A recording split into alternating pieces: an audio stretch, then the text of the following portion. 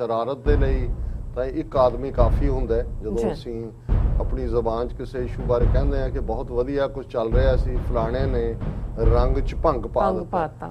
40 साल महाराजा रणजीत सिंह का पीरीयड उस पीस और अमन का है जिहदे च किसी दे नाल भी मजहब की बुनियाद ते परसीक्यूशन नहीं हुई।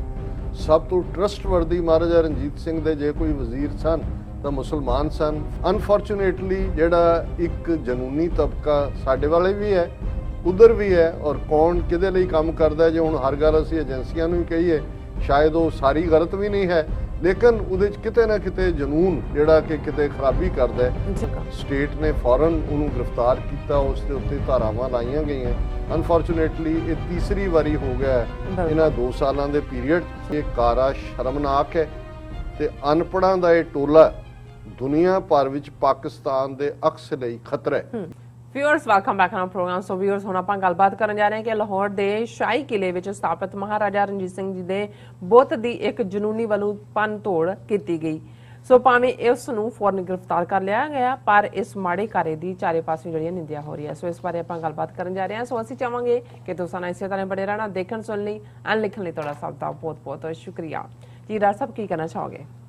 देखो जदों सारे कुछ असी जिहड़े पहला सैगमेंट्स डिस्कस किया है वो पॉजिटिविटी वाला है, तो कुछ घटनावां जिन्हां दे नाल बेशक स्टेट एडमिनिस्ट्रेशन जां वड्डा कौम का हिस्सा वो सहमत नहीं भी हुंदा, पर शरारत के लिए तो एक आदमी काफ़ी हुंदा जो असी अपनी जबान च किसी इशू बारे कहते हैं कि बहुत वधिया कुछ चल रहा सी, फलाने ने रंग च भंग पा दिता। सो भंग पाने लई तां इक्को ही काफ़ी हुंदा है। सो असी जिथे ये महसूस करते हैं कि जिहड़ियां दोनों कौमां दी सांझ सिखां और मुसलमानां दी और खास तौर ते साडे पाकिस्तान दीयां हुकूमतां सक्सैसिव और हुण इमरान खान साहब की हुकूमत के थले जिथे 9 नवंबर 2019 नूं करतारपुर साहब कॉरीडोर खोलिया गया, बहुत सारे सिख हैरीटेज नाल जुड़ियां हुईयां हवेलियां किले जिवें जमरौद का किला जां हुण अजकल रोहतास के किले के अंदर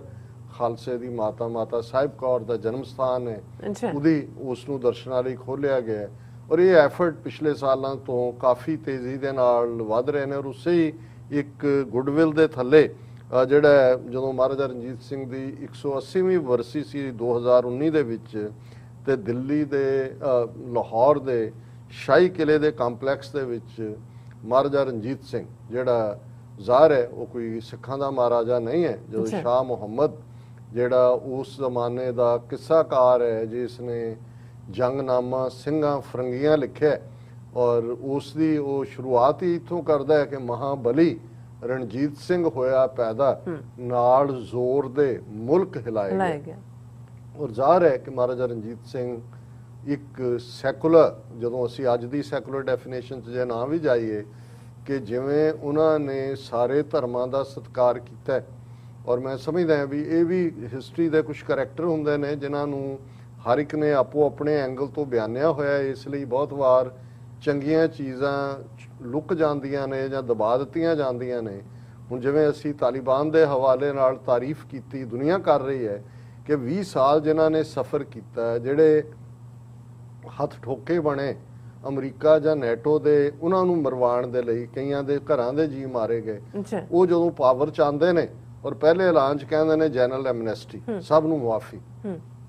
जे असी महाराजा रणजीत सिंह दा राइज देखिए 1699 च खालसा पंथ की साजना हुंदी है, एक पूरी सदी 1799 तक पहुंचना, एक सदी सिख कौम अपनी सर्वाइवल की लड़ाई लड़ती है। उस वेले दे मुगल बादशाहां नाल भी दरा खैबर पार तो आने वाले हमलावरां नाल भी जिहड़ा ज़ाहिर है नादर शाह 1739 च आंदा है, फिर अहमद शाह अब्दाली का दौर शुरू होंदा है, और उस सारे च एक पूरी दी पूरी जिहड़ी है वो नस्ल भी गायब हो जाती है, एक अद्धी जंगलां च रहिंदी है।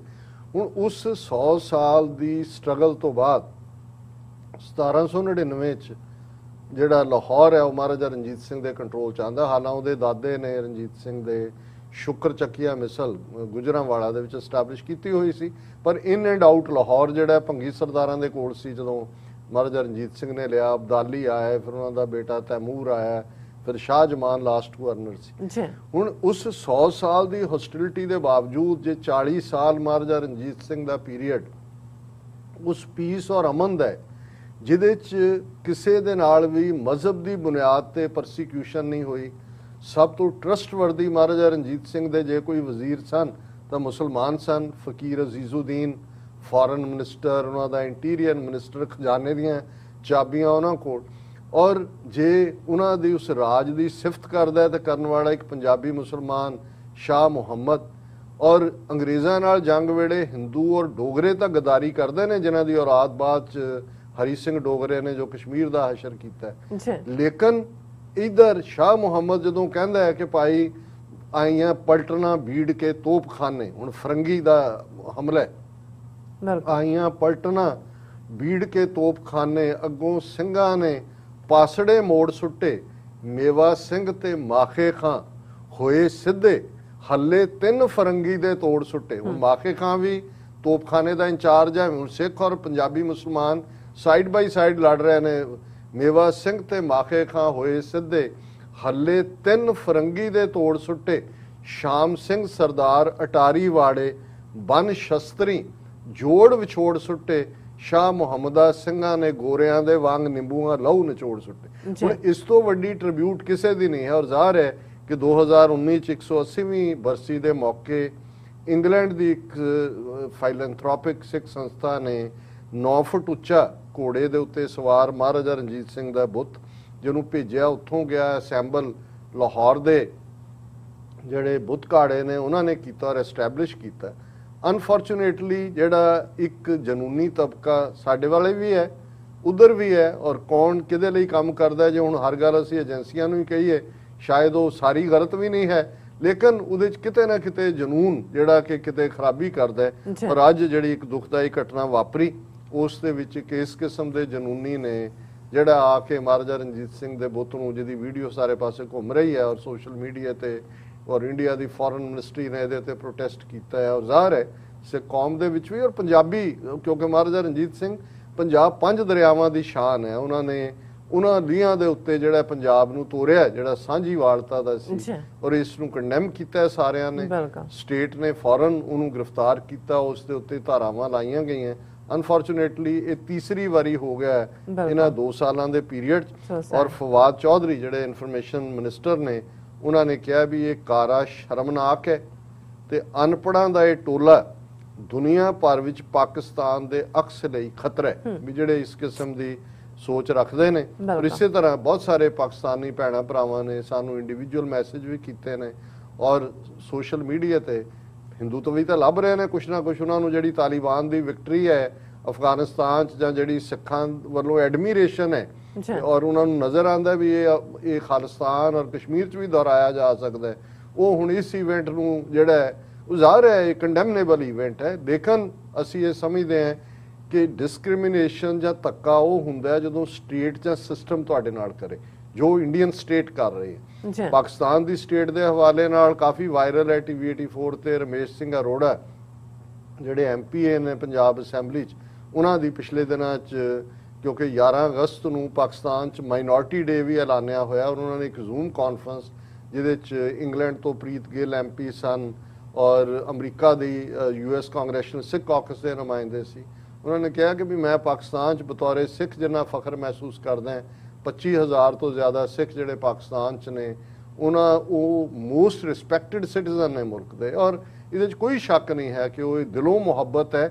ਔਰ ਸਟੇਟ ਇਸ ਵੇਲੇ ਜਿਹੜੀ ਹੈ ਉਹ ਬਿਲਕੁਲ ਮਾਈਨੋਰਟੀਜ਼ ਦੇ ਹੱਕਾਂ ਦੇ ਲਈ ਖਲੋਤੀ ਹੈ, ਪਰ ਫਿਰ ਵੀ ਇਸ ਕਿਸਮ ਦਾ ਵਾਕਿਆ ਜਨੂਨ ਦੇ ਉੱਤੇ ਕਿਸੇ ਦਾ ਕੰਟਰੋਲ ਨਹੀਂ, ਤੇ ਕੱਲ ਨੂੰ ਕੌਣ ਜਨੂਨੀ ਕਿਹਦੀ ਪੇ ਰੋਲ ਤੇ ਹੈ ਇਸ ਦਾ ਵੀ ਕੋਈ ਅੰਦਾਜ਼ਾ ਨਹੀਂ। ਅਸੀਂ ਵੀ ਇਹਨੂੰ ਕੰਡੈਮ ਕਰਦੇ ਹਾਂ ਔਰ ਅਸੀਂ ਐਪਰੀਸ਼ੀਏਟ ਕਰਦੇ ਹਾਂ ਪਾਕਿਸਤਾਨ ਦੀ ਹਕੂਮਤ ਨੂੰ ਕਿ ਉਹਨਾਂ ਨੇ ਇਸ ਦੇ ਉੱਤੇ ਫੌਰਨ ਕਾਰਵਾਈ ਕੀਤੀ। ਜੀ ਰਾਜ ਸਾਹਿਬ, ਤੁਹਾਡਾ ਬਹੁਤ ਬਹੁਤ ਸ਼ੁਕਰੀਆ, ਤੁਸੀਂ ਆਪਣੇ ਵਿਚਾਰ ਸਾਡੇ ਦਰਸ਼ਕਾਂ ਨਾਲ ਸਾਂਝੇ ਕੀਤੇ ਨੇ। ਸੋ ਇਸ ਤਰ੍ਹਾਂ ਆਪਣੇ ਵਿਊਅਰਸ ਕੋਲ ਨੇ ਇਜਾਜ਼ਤ। ਵਿਊਅਰਸ, ਸਾਡੇ ਪ੍ਰੋਗਰਾਮ ਦਾ ਸਮਾਂ ਇੱਥੇ ਸਮਾਪਤ ਹੁੰਦਾ। ਤੁਸੀਂ ਆਪਣੀ ਰਾਏ ਤੇ ਸੁਝਾਅ ਸਾਨੂੰ ਭੇਜਣਾ ਭੁੱਲਣਾ ਸਾਡੇ ਇਸ ਪਤੇ ਤੇ SOS@tv84.tv ਤੇ ਅਸੀਂ ਆਪਣਾ ਪ੍ਰੋਗਰਾਮ ਲੈ ਕੇ ਫਿਰ ਦੁਬਾਰਾ ਤੁਹਾਡੇ ਸਾਹਮਣੇ ਹੋਵਾਂਗੇ। ਤਦ ਤੱਕ ਲਈ ਮੈਨੂੰ ਤੇ ਆਪਣੇ ਰਸਮ ਨੂੰ ਆਗਿਆ ਦਿਓ। ਦੇਖਦੇ ਰਹੋ TV84। ਬੁਲਾ ਦਿਓ ਫਤਿਹ। ਵਾਹਿਗੁਰੂ ਜੀ ਕਾ ਖਾਲਸਾ, ਵਾਹਿਗੁਰੂ ਜੀ ਕੀ ਫਤਿਹ। ਰੱਬ ਰਾਖਾ।